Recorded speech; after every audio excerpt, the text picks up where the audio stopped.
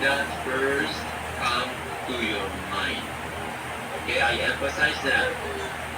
Sige, meron pa yata tayong ilang minutes. Pwede nyo na itong gawin para dun sa mga nalilate, hindi na malate. Pwede nyo na itong gawin. Pwede sa notebook, pwede sa textbook. Pag natapos, keep nyo muna kasi gagawa ko ng task prep dito. Alright? So, hintayin na natin yung oras hanggang matapos. Ito lang gagawin ninyo. May tanong?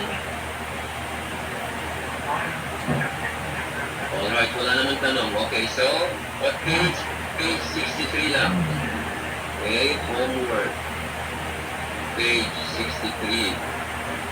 So, sasagutin lang yun na hindi yan mahirap kasi nga, what comes to your mind? Okay, sige, hintayin na lang natin yan. Good morning! Kagising lang ni BBS. What's on your mind kay Bongbong?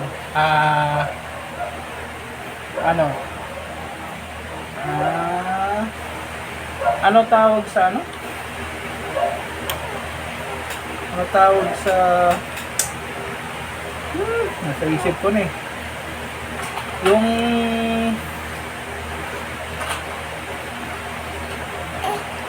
tawag doon? Ay, nako, nakakalimutan ko nito. Dede. Dede. Dede. Dede. Come your mind. Guys, ito si Astrid. Girl siya, girl. Okay, 6th graders.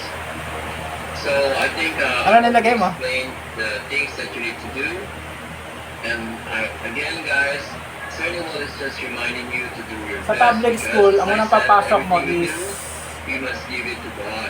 maraming God ano, wants us to do our best. maraming because nag-aaral. He's always giving us His best. So He deserves our best. So not the maraming great and nag-aaral. last stage. Tapos, Alright, so I can see you guys already time. It changed to red. So this is going to be unang papasok you naman wait sa until isip mo, di ba? last time is ready, and then you can submit this. Okay? So if there's no more question, okay, I'm going to be happy to see you again tomorrow. God bless you. Bye-bye. nulog mo eh. Nulog. Nulog ko. Stop mo to. So, itong sa kanila yung pang-usog. Pang-usog. Meron akong pang-usog. Oh! Nako! Bubo! Siguro si Ashley yung umawa sa akin. Eh bakit wala naman akong Puso talaga yung flu. Obo! Papa Jesus! Huwag na po akong lagyan ng ubo. Yung sakit. Opo.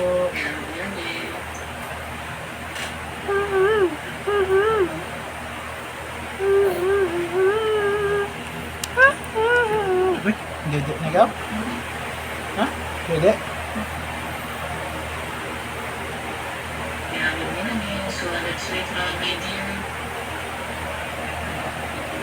Which dede dede dede dede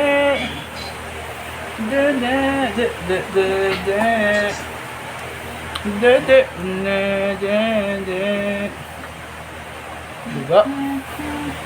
Kasi ay maliligo. Maliligo. Nagbabaltamin at matutulog.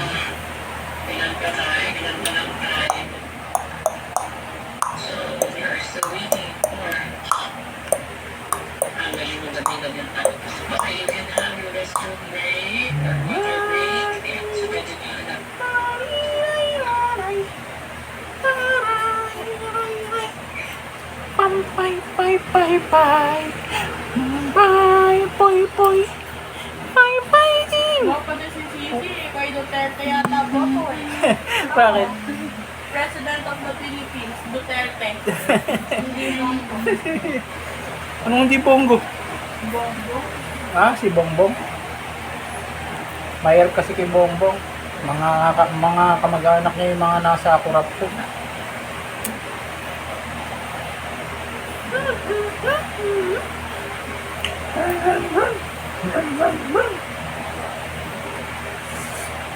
Hello.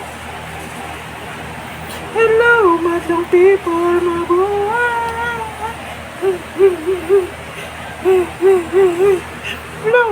some people mabuhay.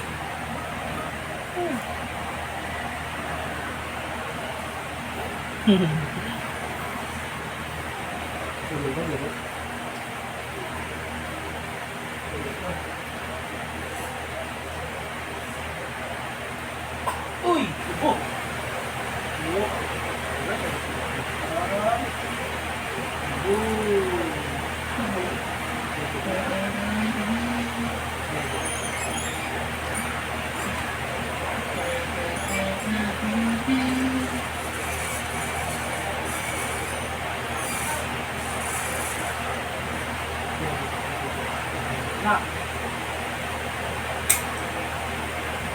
Alright, so sisimulan si Raven. Si Sofia, absent siya may mga iba.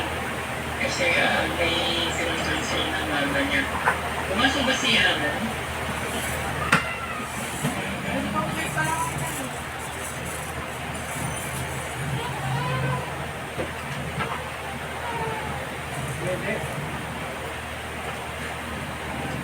Okay.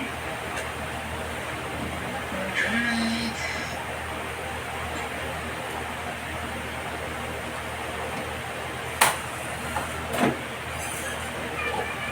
Dito na si Miss Sofia, ay si Ashanti. So si Sian siya kasi Krida na lang. Alright, so okay. So learning grade 6 and today is Monday. And last week na ng October, no? So sa family, they don't have classes today, so they call it sun break. So for us, we're going to have two regular classes for this week. And on Wednesday, no classes, preparation for us for the upcoming sports day. And on Thursday, we're gonna have our sports day, and on the 31st, which is Friday, so that's also start of your break. May 2 days tayo na walang pasok. So Monday, mga anak, no classes. That is on November 3. So we will resume our classes on November 4. That is on Tuesday. Sabi na ba ni Ma'am Fe sa inyo? Okay, na-announce na rin. Okay, so please be very good about yung mga anak na ating schedule. Okay, so what we have talked about, okay, tapusin muna natin itong discussion na itong mga anak ni teacher before we proceed to the beta. Okay, this is flyer beta. Tama na, so nahihirapan tayo to plan, to grow, ng mga laman dahil hindi naman sa kakulangan ng lupa. So hindi kasi lahat sa inyo ay may lupa na pwedeng pagpanilan. So the thing that we can do, using the resources we have and the availability on pwede natin gawin. Okay, so we got the flyer na lang gagawin natin. Okay, so before we proceed to the discussion of our beta, so that is, I think as an you, dito na si Mr. Dumopia. So, good morning, siya. Okay, so this is just an additional. Okay, by the way, grade 6, can you message me sa si teacher na kaming mga PowerPoint na natin si teacher Samuel. So, hindi kami baka may overlook si teacher na files na hindi pa na-upload doon. So, makisabihin lang si teacher mga ano ha. Kasi kaya na sila ni teacher before, hindi lahat tawag dito ng mga na andun sa file or sa document doon ay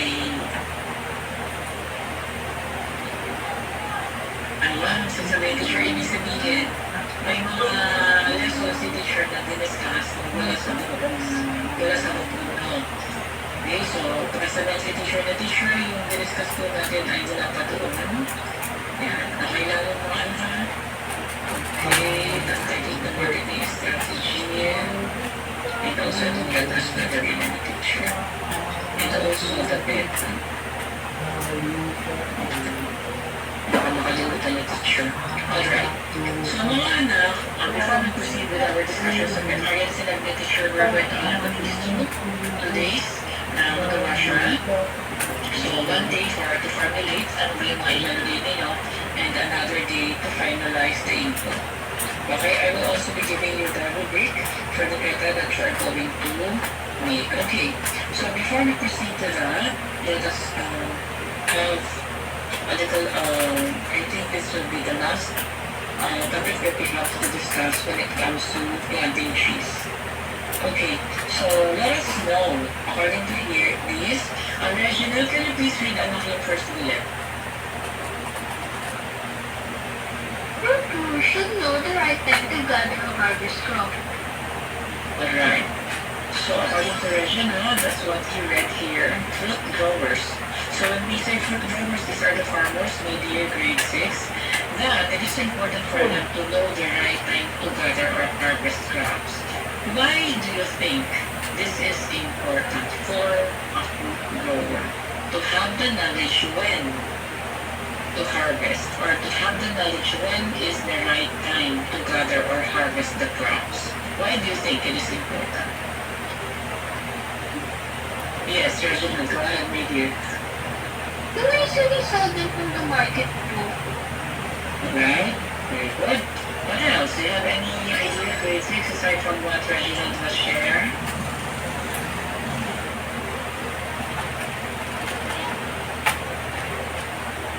Yes, Reginald, go ahead, and you will be followed by Gwen.